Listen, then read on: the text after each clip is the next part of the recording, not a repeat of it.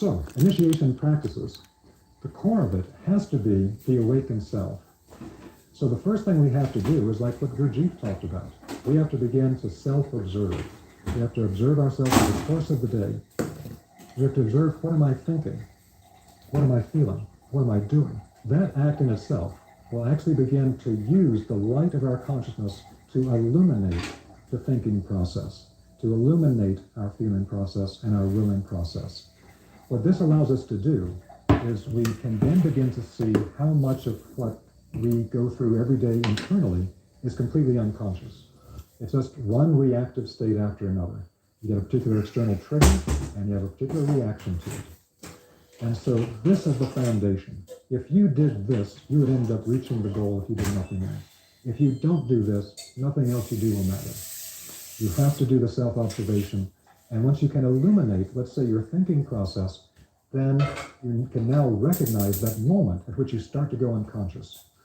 For the Rosicrucian teacher, people like Steiner, the first thing they look at is, are these things stable in a person? If a person does not have stable thinking, feeling, and willing, no higher development is possible.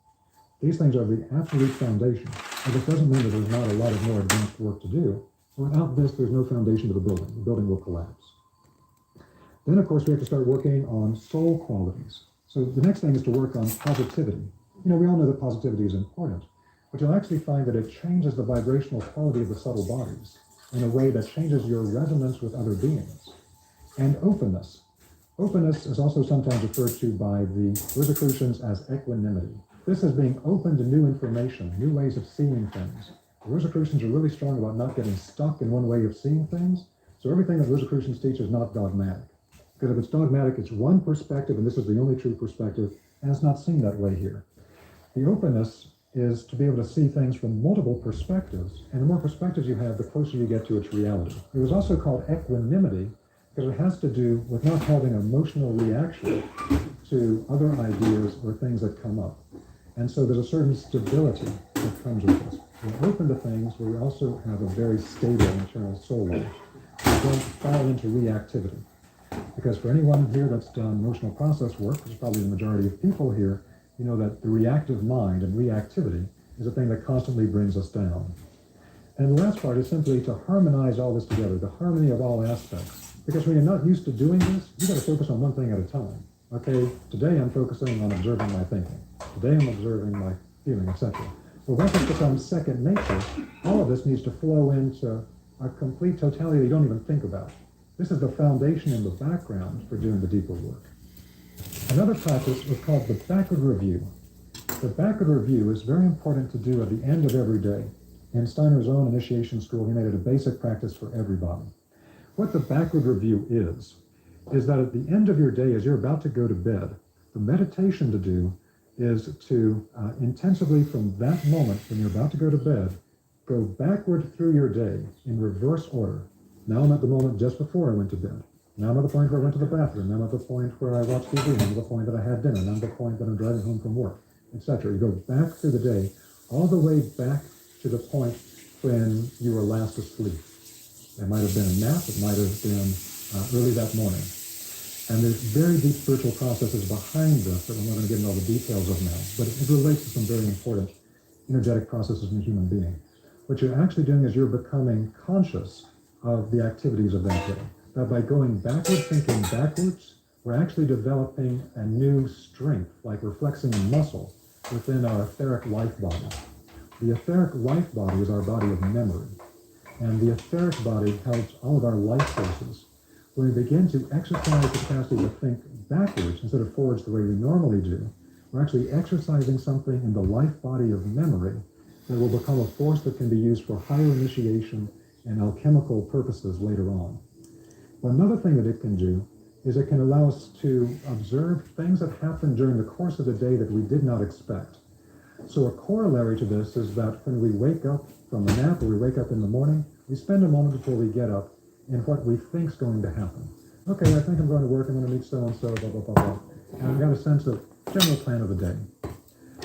Now then, when you, at the end of the day, look backwards, you sometimes find that very different things happen than you had planned, or that things that were completely unexpected somehow inserted themselves. And what develops over time with this observation process is you begin to become aware of the spiritual beings and forces that came in at that time to bring something unexpected, something you didn't plan. And this is a very important adjunct to what's being taught in some metaphysical circles today about, create your day, and you control everything in your life. It really has got to be in a balanced format, where there's a certain amount of what you create and a certain matter of openness for what spirit can bring. Don't try to rigidly control, no, I'm going to control every minute of my day. The spiritual forces are going to bring things in that we don't expect. And if we look back on our life history, if we did this back review for our entire lives, and we would find some of the most important things that happened with us, where we went to certain places, or we learned certain things, or we met a certain person and ended up changing our whole life, or we got married to, or whatever it was. These are things we never expected. We couldn't have planned. Something else brought us to that resonant point of intersection. We're not getting into it tonight, but a part of this also then links to the classical concept of perceiving the conversation of the holy guardian angel. Guardian angel is the spiritual being that's the closest to us, and through this practice we begin to become more conscious of its activity with us every day. I could go on, but you get the idea of the backward review. Next, we have the observation of life forces, of growth and decay. Today we have this fantastic tool where we can use film equipment to literally see these Walt Disney films of a seed sprouting and then becoming a plant and blossoming and fruiting and withering away. And we can see in a moment what the Rosicrucians classically did through a process of observation that would take an entire year. They would watch every part of the growth process. For any of you that have children, you've done the exact same thing with your child. You saw every stage of the growth process of that child and how these forces then naturally unfolded in a particular way. Now, the observation of the life forces does something very significant, very important, and that is that it develops a particular type of clairvoyant faculty inside of us to see how things move through life processes from one stage to another.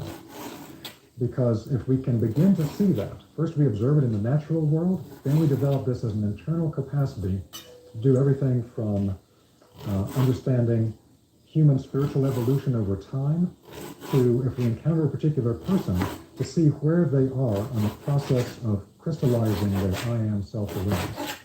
Now, this then leads to the concept of when we encounter any person in Rosicrucianism, to see their archetype, to see their ideal self, their spiritual core, and where that spiritual core is going. We're all different. We're all like snowflakes. We're all made of frozen water in a sense, but we're all of a different geometry. Significance of that is that we're developing different skill sets. As we move further down our lives, we'll end up developing certain sets of skills, understandings, knowledge. And so this is linked to the whole concept that over time, the things that cause us the most pain in life sometimes become the source of our greatest strength. And so what we then begin to perceive in people is that there's been a trajectory of who they've been before and who they are now and who they're going to become. And this is what in Catholicism is called teleological destination, that we're moving toward a particular destination with ourselves, that there's a certain aspect of that's universal for all human beings, the attainment of enlightenment, but it's going to be that we're going to crystallize in slightly different forms to do different things. And so this is a real divine mystery. Every human being holds this divine mystery, and to see what's held within it. It also leads us to actually perceive the hidden spirit and spiritual beings working through all the forces of nature. So, to give you some idea of the observation of life forces, and growth and decay. Now, as we're studying things, we have a particular practice that we do. It's called the dissolving practice. The dissolving practice is an alchemical way to read spiritual text, so that if you're reading a text from any spiritual tradition, what you're actually reading as words on the page is the attempt of someone to crystallize into written language a direct spiritual experience that they had. The only way to get to the core of what they're trying to tell you without getting caught up in a fundamentalist literalist trap is to actually regain the experience they had they're trying to communicate through the words. That means the words have to be dissolved into a direct inner spiritual experience. So it's kind of a meditative reading. And this is very important as part of the whole alchemical process that we go through in consciousness. So once we can dissolve the spiritual text into the original experience, it opens up a great world for us. And absolutely vital for going to deeper parts of spiritual teachings that have been preserved. So with this particular process, what we have is that in the ancient schools, they taught a particular type of breathing. And the way they breathed at that time was to actually make themselves more conscious by being conscious of the breath in and out. So there's a particular yoga of the inhale of the breath and of the exhale of the breath. And what Steiner is basically saying with the Michaelic yoga is that for the Rosicrucian, we have the same inhale and exhale. And now it's done in pure consciousness. It's not done with the breath per se. So when we inhale, in a sense, the observation of the physical world, then that's what we would call a perception. I perceive something in the physical world, whatever I see. I'm observing nature or a human being, whatever it is. I'm breathing in that perception. And that's a completely receptive activity. If I don't have a receptive soul, I can't do it. But we breathe that in, and we hold the perception inside of us. It might be the movement of a child. It might be the growth of a flower. It might be whatever it is. And then we breathe out the concept. A concept is where now I can see inside what I have perceived, the spirit inside of us. So when we say that, I have a concept about this or that, we tend to deal with the idea of a concept as something very intellectual and abstract. Oh, that's all just a bunch of concepts. But a true concept is a thought form from the mind of God. A true concept is a direct perception of spirit within matter. And that's why it's called a concept. The term conception means birth. And a concept is a birth inside of the human mind of a direct perception of spirit working in the world. And so instead of breathing in and breathing out, we're breathing in the perception of the world receptively, and then we're actively breathing out the concept where now I have perceived the spirit in the world. This is extremely significant. So what I want to connect this with then is when we talked about this particular process where we made this movement of manifestation, there's a process here where all of creation goes through cycles of crystallization and dissolving. That's what alchemy is all about. Solva et coagula. It dissolves and it crystallizes. And so with this crystallization process, in time, it will dissolve again. Everything that has moved from spirit here into the physical world has the spirit within it, but in a sense it's trapped in matter. And many different traditions talk about this. And it's important for human beings because every being in the world has a function. If you study all the biological beings of the world, the worms, the animals, whatever it might be, they all perform a function in the world. They all have a quality in the world. And the human being is, in a sense, the crown of creation. We're the ones that have the fullest, most awakened microcosm of the macrocosm. But that's not a privilege, that's a responsibility. Because everything is consciousness, and everything comes from the consciousness of the mind of God. What this means is that when we can develop the mind of God inside of us, because it's now moved through the process of crystallizing into matter, to breathe in the percept of the physicality and breathe out the concept of now seeing and recognizing the spirit within the matter, this actually performs the function that the Godhead performed of moving it from here to here. The activity of the human race moves it from here back to here. It's our activity of consciousness in perceiving the spirit in matter that links the mental concept that we have back to the mind of God and brings the ascent wave back up. Now, this is something I just want to say one other quick thing about, because we talk a lot today about ascension. And ascension is absolutely fundamental in spiritual development. But within Rosicrucianism, they have a very clear difference between what they call Luciferous Ascension and Christic Ascension. And without spending much time on it, the upshot of it is that Luciferic Ascension is basically the idea that I don't like to be here, and I'm going to get out of here as quickly as possible. And I'm going to basically deny the things of the world. I'm not going to continue to work with all the processes of the world or try to work in the normal processes of society, etc. And I'm just going to work on myself, and I'm going to try to separate and get out of here as quickly as possible. That's different from the Christic form of ascension, which is actually to go as deeply as possible into the experiences of the physical world, because by doing so, we develop strengths that we can't develop if we pull out too quickly. It's like if I tried to get a caterpillar that's in the cocoon and cut it out, I'm just going to have a mess. I'm not going to have a butterfly. There's a whole thing about going to the cocoon of the physical world and the experiences we have here that shape us. They are the alchemical experiences that we're meant to have here. The stuff we don't like going through. They actually shape us in a particular way. And so this Christic ascension is like the model scene for life of Christ, that the Christ went through this entire process all the way to crucifixion, and then the descent into hell, and then the resurrection, etc., as this model, this passion play of going all the way down to complete union with the earth, and then coming back. And at that point, basically said, I will be with you always until the end of days. And that is mirrored in other traditions like the Buddhists, where the Buddhists once again say things in the Bodhisattva vow, like, I will continue to incarnate until all sentient beings attain enlightenment. It's the exact same spiritual impulse. And so for us, it's the thing of grasping the nature of the physical world and working with it deeply and helping every being in the physical world and pulling it up on the pathway of ascension instead of saying, well, I'm out of here, good luck, and here I go. So this is the big overview of the general idea of a system of initiation within Rosicrucianism. And within this time, I've tried to give you a sense of the bigger context as well as some of the actual practical exercises.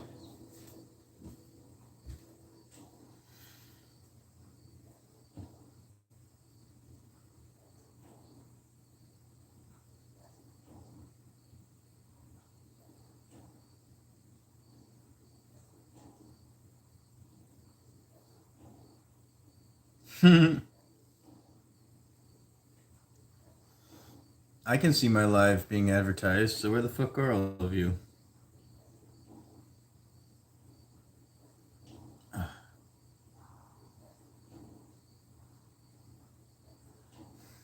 Let's hear more secret. Imagine if you lived in a country that spoke a language and you did not speak the language of that country.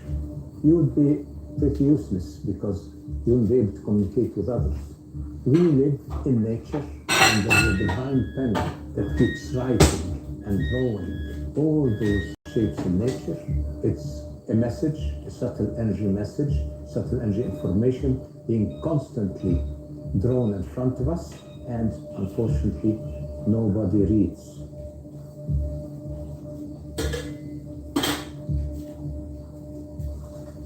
Biogeometry is all about design related to life force and consciousness, because geometry is, geo is the earth, metry has to do with measurements of the earth, that means land survey basically, as it was in ancient Egypt. And when you put geo with bio, you're moving to another dimension. You're moving from the physical to the subtle energy level. So bio, geometry means measuring the life force of the earth. Bio here is a life force, and it includes consciousness, of course. And that makes the earth a living being. A living being, and in which we are part. We do not live on the earth, we live in the earth, because we live inside the atmosphere of the earth, which is part of the earth itself. So we are part of this living being, just as our immune cells or blood cells are part of our being.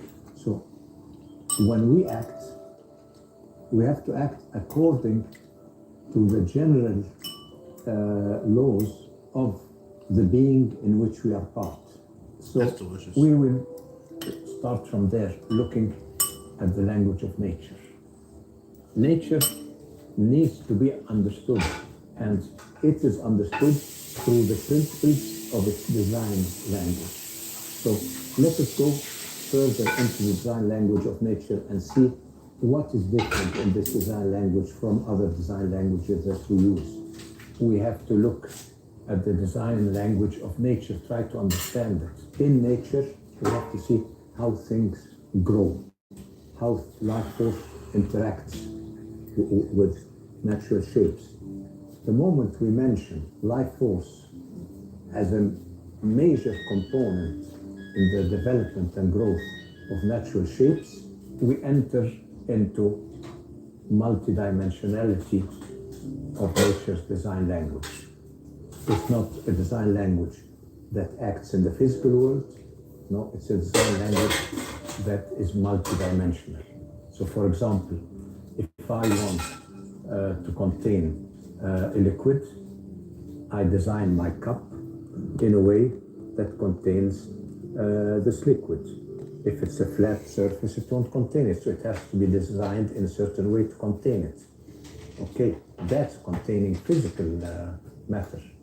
Now, we want to contain the full life force. The full life force in nature has so many levels. It has vitality levels, it has emotional levels, it has mental levels, and all levels are different levels of consciousness at the same time, and there are all the laws of nature are working through all those levels. So here we are dealing with a physical shape that contains multidimensionality of subtle energy levels. That means the physical shape is only a very small part of the total living shape in nature. Now, how can a physical shape contain things that are elusive to it? The only way that it can do it is through resonance. And resonance, we should understand that with the musical instruments, string instrument, for example, if you hit one string, every eighth string or every string with double or half its length will resonate with it. So the law of resonance goes from 0 to infinity. The law of resonance, when things are in resonance, there is a sort of bidirectional information exchange. And this information is how this energy affects us, meaning that it's qualitative. So qualities, as we know, for example, musical notes are an effect on us, they are qualities. Sounds are qualities. And we know that they repeat themselves on the different octaves. So that means a quality actually exists in all levels of nature from 0 to infinity. Qualities are different than quantities. Quantitative aspects are limited to certain ranges, while qualitative aspects are universal. Any quality in the universe is multidimensional. So here, the shape itself on a physical level is designed in such a way that every angle in that shape resonates with a certain level of subtle energy that's invisible. So certain principles, design principles that we're going to look at in the design of shape will make the shape resonate with emotion, with mental levels, with spiritual levels, or with vitality. And we have those shapes, those geometrical shapes that resonate with all those levels. We can use them in biogeometry to access information on all those levels, either to find disturbances on the different levels or to correct them, disturbances on the different levels. So we have our sort of shape codes for the different subplanes of nature, and we have rulers on which we can detect everything on the subplanes of nature. That is why when we are studying the multidimensionality of nature's design language, we actually have the practical tools of doing the research. Now, how does something physical connect to the higher dimensions? Now, the resonance is achieved. The resonance with higher dimensions is achieved. The connection happens through vortices. So you have a vortex like that connects between every dimension. So if I draw here, if this is one dimension, physical dimension, and then I have a vortex like this vortex can connect to another dimension, and you can have a third dimension, and so on. So those vortices, they're bidirectional spirals. They connect between planes of nature. So while this one is our visible plane of nature, these are invisible planes of nature, the higher planes of nature. They're invisible. So every natural shape here, imagine the thick line to be a natural shape in nature, has this multidimensional connectivity all the way to an archetypal level here, an archetypal level. The archetypal level is a level where the patterns or the templates of all shapes are stored. And so the templates, the energy templates, come down here and govern the shaping of this shape here, in whatever shape. It is governed by the shape. We call that the untitled dimension. You have the human template, you have the plant template, you have the tree template, and all those are communicated down here. They are communicated through emotional levels, mental levels, and so on. All those levels are consciousness levels. They come down here. So there is growth. Let us look at a human being. I'll get friendly. This is a statue, and we've dealt with this in our courses. Now, I can actually measure centers of rotation on the statue. I have centers of emission of life force. Now, the centers of emission of life force are related in a way to the shape. Like we said, the shape of the container connects to all the higher levels, and it connects that through the vortices. So in a human being, you have 7 major vortices here that we call the chakras. One on the head, here, and heart chakra, stomach chakra, procreation chakra, base chakra. And then we have some other chakras above and some other chakras below. Now, if I can measure the chakras, the vortices, on a statue, it means that the shape creates the connective vortices to all the higher dimensions. Now, a statue on a physical level is not alive, but through its shape, it contains all the other dimensions. So actually, a statue can be a container of all the higher dimensions and transmit them. I can take them from the statue, transmit them to me. So I can actually interact with the chakras of the statues. This means that chakras are basically a result of a forming process. We have a law that says subtle energy formed or shaped produces function. So when we look at natural shapes, like let's go a bit inside the body and see how an open energy system like the human being interacts with subtle energy outside. Subtle energy, that means life energy, exists outside. Now life energy is drawn in. I draw it, let's say, through my breath. I draw in and out. When I draw in life energy, it goes into the lungs. Now, the lungs are shaped to produce the life energy in such a way that give it a certain function. So the energy is formless. The subtle energy comes in with all the functions together. Now, every time they have to be rearranged in such a way optimal for the function they produced. And that happens through the shaping of the body. How the lungs shape the subtle energy to produce the energy needed on that level. Let's say the stomach will do it in a different way. The energy coming into the heart will do it in a different way. So the shape of every organ will give subtle energy the functions that are needed to be produced on the physical level. And at the same time, those shapes create the vortices needed for the multi-dimensionality of interacting with energy. You breathe energy, your lungs, the shape of your lungs should actually be fine-tuned to all the levels of subtle energy. Otherwise, it will lack. It should be fine-tuned to vitality, to emotions, to mental, to spiritual. So the design of the shape of the lung will act with all those levels to produce the needed function. So in the statue here, I can actually, since there are functions related to the shape of the body, I can activate one or the other, make it stronger than the other. So let's say if I move the center of balance of the shape like that on the heart level, see, on the heart level like this, I will accentuate this chakra. On the stomach level, accentuate this chakra. On this level, accentuate this chakra. So here we understand that the chakras are shape related, form related. You didn't go? What's wrong? Your brother freaked out on me and I didn't feel like going to a fair.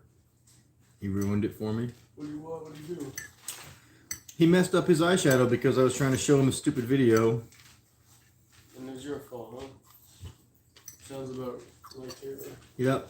And he reacted so strongly, it totally deflated my mood for it at all. I left work early. I heard. Yeah. My boss accused me of being pissy. Pretty funny. Well, you're sick. Well, it's because I just came back. I asked if I could sit down for 5 minutes because being in the hot line in the kitchen was making me feel dizzy and fucking lightheaded. I was feeling awful. I mean, I'm already sneezing and blowing my nose up. It sounds nasty. I'm coughing, trying not to cough. And so I come back in and I'm like, this is about 3 hours into the shift. I'm like, I'm going to need to go home soon. And he's like, for what?